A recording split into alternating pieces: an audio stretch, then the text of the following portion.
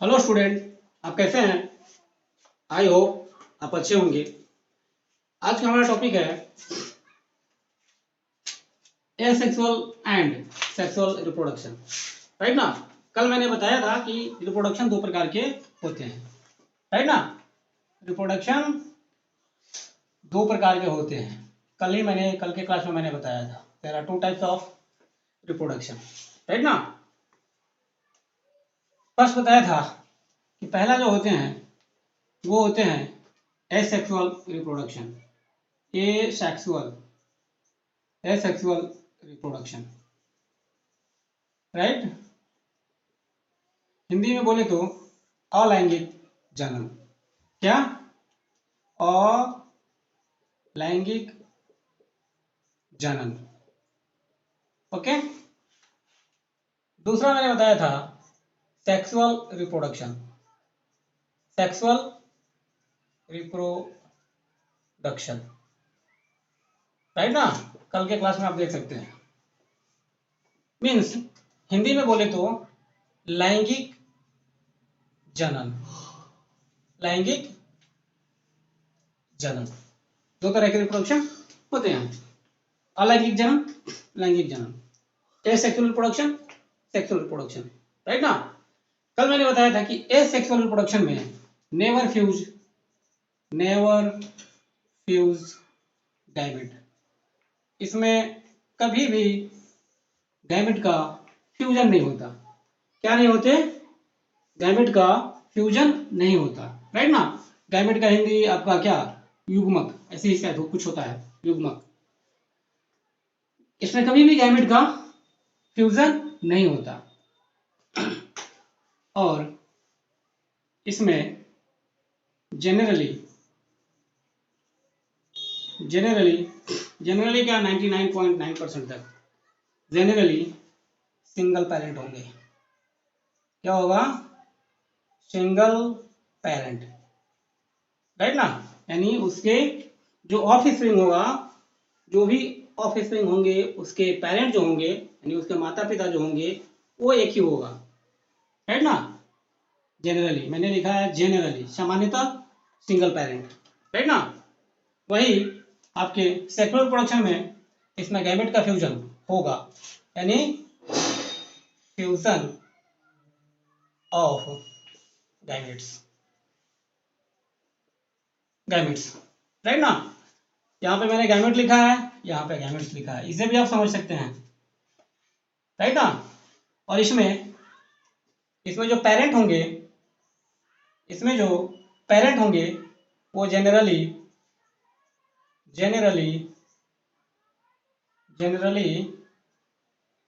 To parents होंगे, right ना। कभी कभी एक्सेप्शन स्वरूप एक होते हैं। राइट ना। एक्सेप्शन में एक होते हैं जिसका एक्सेप्शन जो है इसमें आपको चलिए आने पे बताते हैं। जनरली उसमें पेरेंट्स होंगे वो कितना होंगे? 2 होंगे। राइट ना। नाउ इतना आप समझ गए होंगे।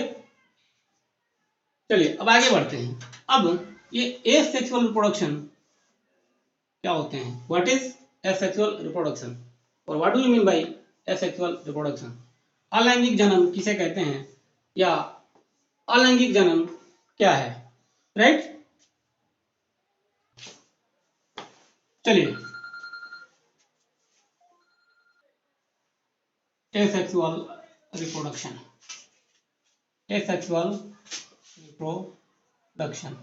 How to define it? Reproduction. Right ना। एसेक्सुअल रिप्रोडक्शन पहले मैं आपको हिंदी में बता दूं। जब बच्चे का जन्म सिंगल पेरेंट से हो, राइट ना। जब बच्चे का जन्म सिंगल पेरेंट से हो और उसमें गैमेट का फ्यूजन नहीं हो, राइट ना। मैंने पहले ही बताया कि एसेक्सुअल रिप्रोडक्शन में गैमेट का फ्यूजन नहीं होता। तो जब बच्चे का जन्म यानी ऑफस्प्रिंग का बर्थ, यदि ऑफस्प्रिंग का बर्थ सिंगल पेरेंट से हो और गैमेट का फॉर्मेशन नहीं हो, वैसे रिप्रोडक्शन को हम एसेक्सुअल रिप्रोडक्शन कहते हैं, right. Now in English, when offspring is produced by a single parent with or without involvement of gamete formation is called asexual reproduction, right now. When when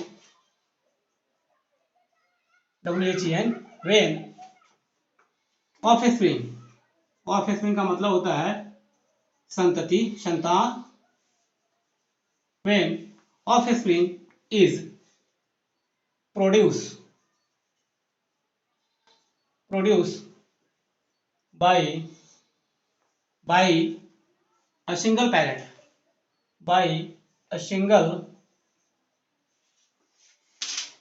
when offspring is produced by a single parent with or without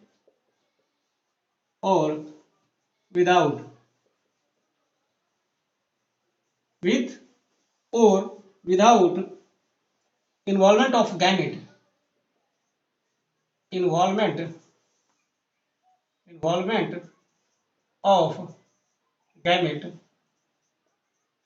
इसमें gamete का involvement नहीं होगा। Involvement of gamete formation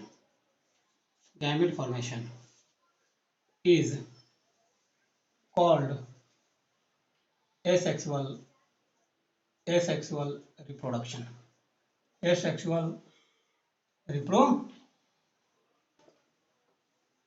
Right now, I repeat this is in Hindi once again more. जब बच्चे का जन्म, जब of spring का जन्म किसी सिंगल पैरेंट से हो और गैमेट का फ्यूजन नहीं हो, ऐसे रिप्रोडक्शन को हम एसेक्सुअल रिप्रोडक्शन कहते हैं, राइट ना। एग्जांपल में आप कर सकते हैं, जनरली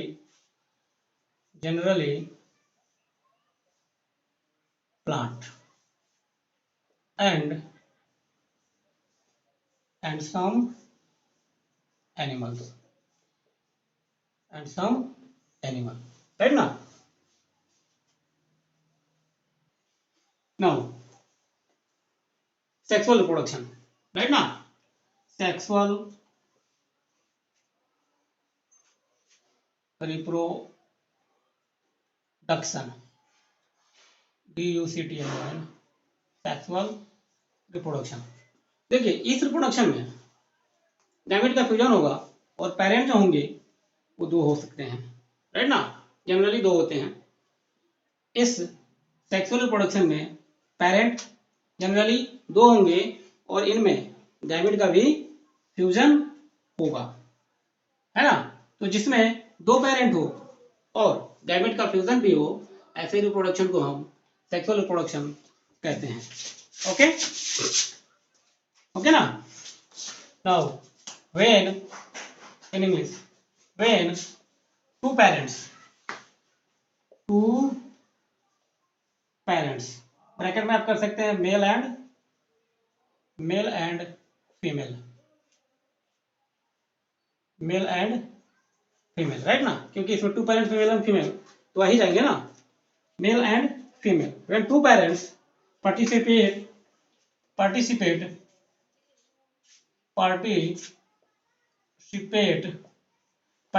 यानी पार्टिसिपेट का मतलब होता है भाग लेना, participate in the reproduction,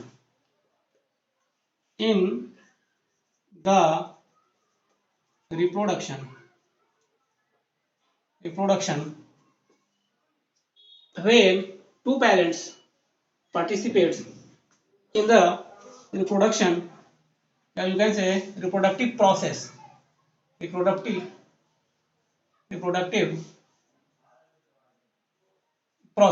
right now, and also involve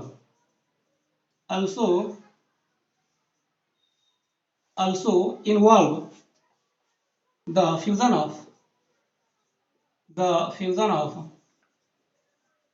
fusion of male and female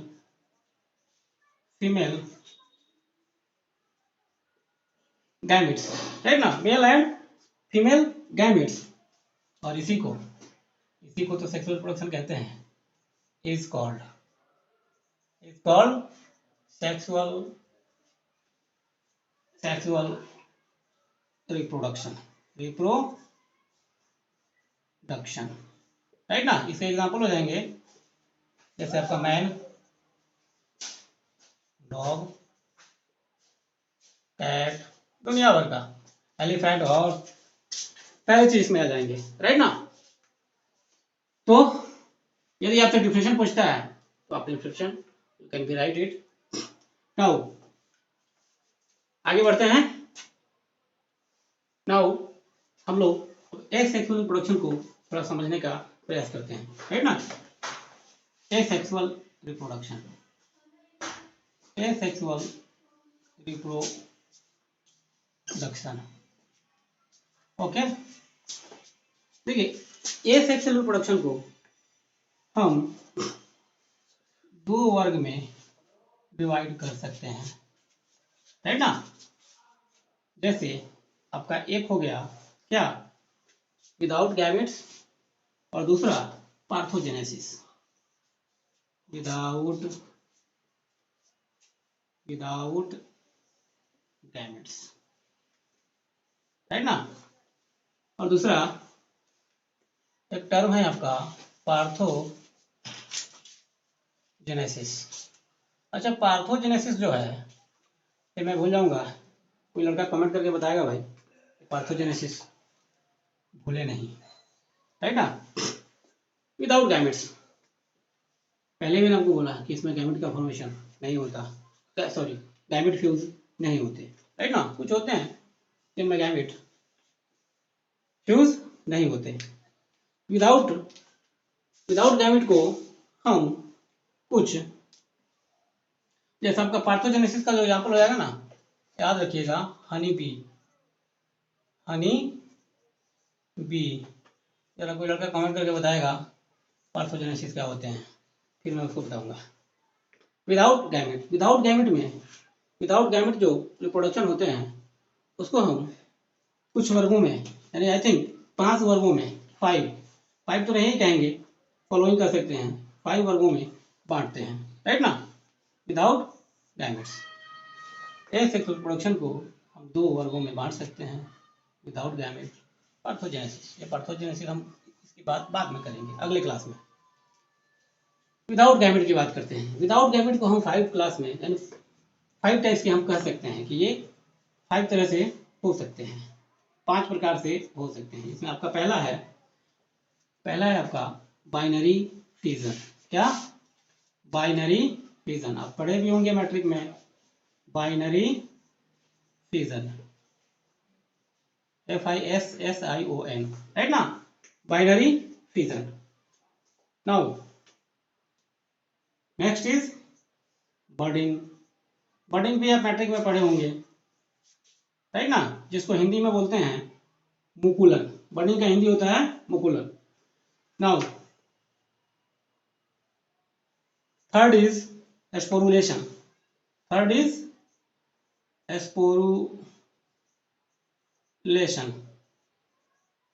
right, and fourth is fragmentation,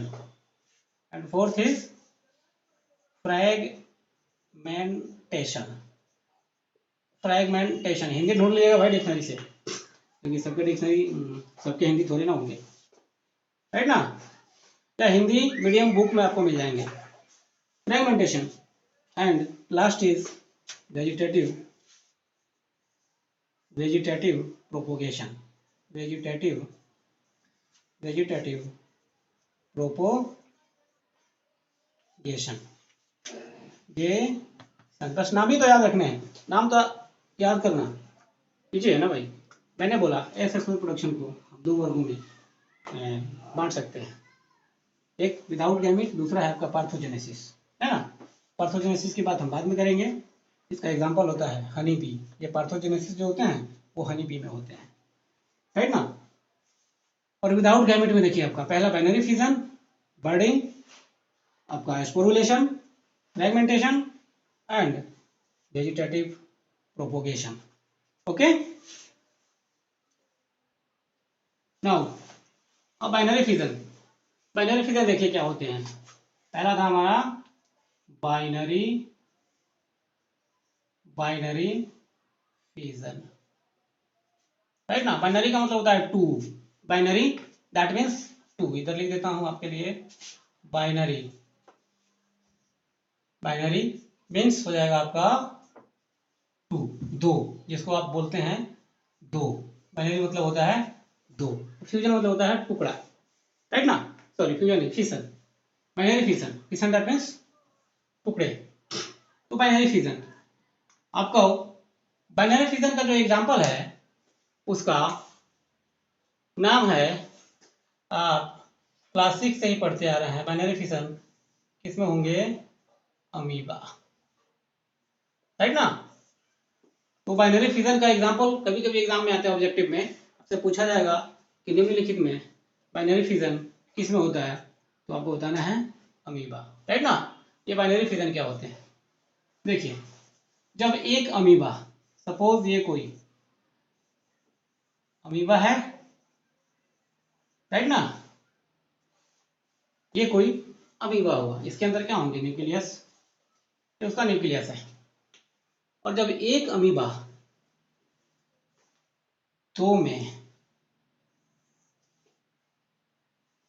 amoeba में डिवाइड हो जाए,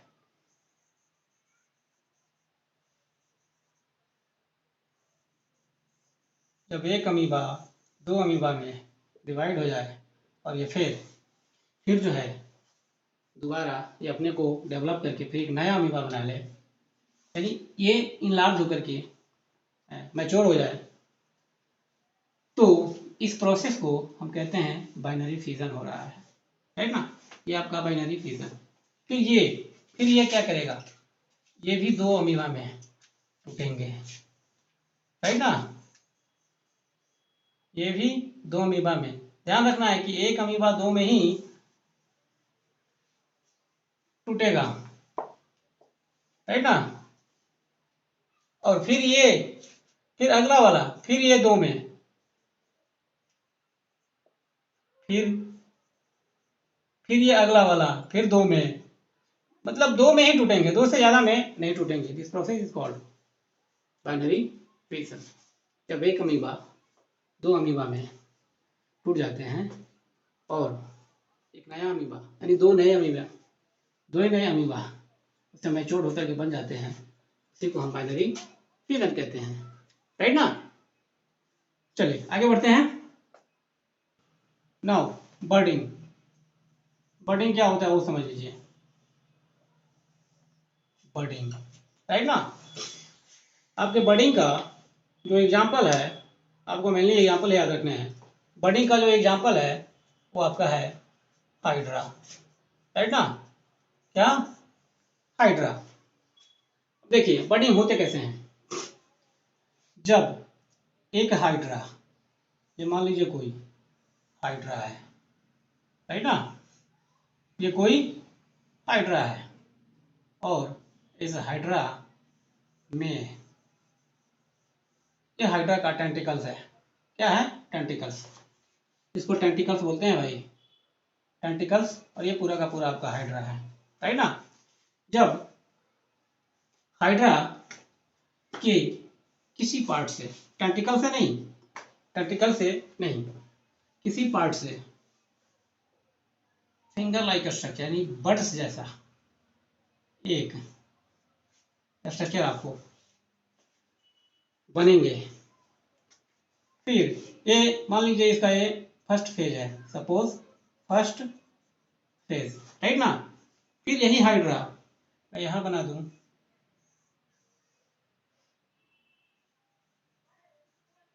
और इस हाइड्रा से ये जो बडिंग हुआ है वो बडिंग थोड़ा इससे अलग होकर एक नया हाइड्रा बना ले। This process is called budding, right ना। और ये हाइड्रा अलग होकर के एक नया हाइड्रा का निर्माण कर लेगा, एक मैच्योर हाइड्रा का निर्माण कर लेगा, तो इसे हम कहते हैं बडिंग, राइट ना। आई होप आप समझ गए होंगे। नाउ एस्पोरुलेशन,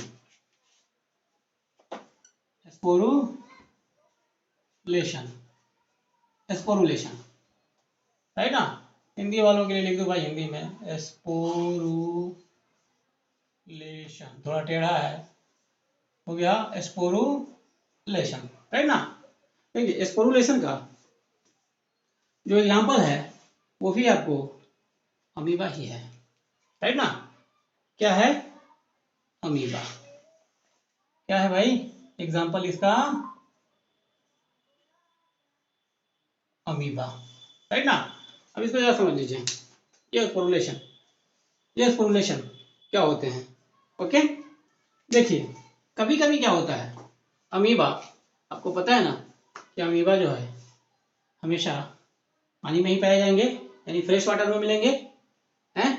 तो कभी कभी क्या होता है कि उस पानी के अंदर कोई आपत्ति आ जाती है, कोई विपत आ जाती है इनके ऊपर, तो ये क्या करते हैं, ये क्या करते हैं, ये सपोज आपका अमीबा, जब इन पे कोई विपत आ जाती है, कोई विकट स्थिति आ जाती है, तो सॉरी, तो ये खुद को सेव करने के लिए, यानी खुद को बचाने के लिए, राइट ना, खुद को बचाने के लिए ये अपने ऊपर, अमीबा अपने ऊपर, ऐसे भी किसी की जान खतरे में होती है तो बचाने के लिए हाथ पैर मारता है ना भाई, हैं।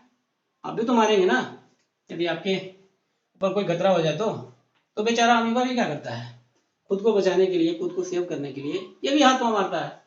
तो ये हाथ पांव मारता है तो ये क्या करता है, ये अपने ऊपर एक्स्ट्रा 2 और लेयर बना लेता है, यानी 3 लेयर्स बना लेता है, राइट ना। कुछ इस तरह से, कुछ इस तरह से, यानी कुछ इस तरह से ये अपना लेयर बढ़ा लेता है, राइट। देखिए ना कैसे बढ़ा रहा है भाई, राइट ना। ये और भी लेयर बढ़ा लेता है, 2 हो गए, बट ये 3 लेयर्स में होते हैं, ये अपने ऊपर 3 लेयर बनाता है, राइट ना। क्या करता है, कितने लेयर बनाता है भाई, तो 3 लेयर बनाएगा भाई। चलिए मैं भी 3 लेयर बना देता हूँ, 3 लेयर्स, 3 लेयर्स बना लिया, राइट। और इस प्रोसेस को कहते हैं इंसिस्टेशन।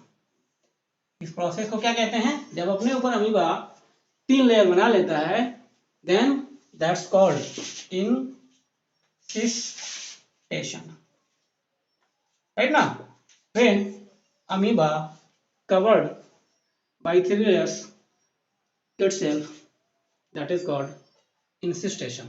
इसको इंसिस्टेशन बोलते हैं, राइट ना। इंसिस्टेशन के बाद जब कंडीशन फेवरेबल हो जाए, यानी बला उसकी जब टल जाती है, जब उसकी बला जो है वो टल जाती है, तो ये ऊपर वाला जो सिस्ट है वो, यानी पूरा अमीबा डिस्ट्रॉय हो जाता है, राइट ना। डिस्ट्रॉय होते हैं और ये ढेर सारे अमीबा में, 2 में नहीं टूटेंगे भाई, ढेर सारे अमीबा में टूटेंगे, राइट ना। That is called sporulation, right. I hope आप समझ गए होंगे ये स्पोरुलेशन क्या होता है, यानी 10 20 50 जितना चाहे आप बना सकते हैं अमीबा, ये इतने में क्या होते हैं, इनका ब्रेकडाउन हो जाता है, राइट ना। इसे कहते हैं कि स्पोरुलेशन, ओके। आई होप आप समझ गए होंगे। नाउ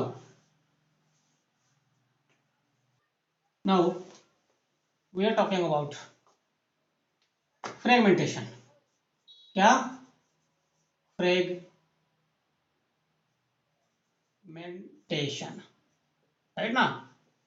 फ्रेगमेंटेशन का जो एग्जांपल है वो आपका हाइड्रा, आपके एनसीईआरटी में हाइड्रा ही दिया हुआ है, देन हाइड्रा।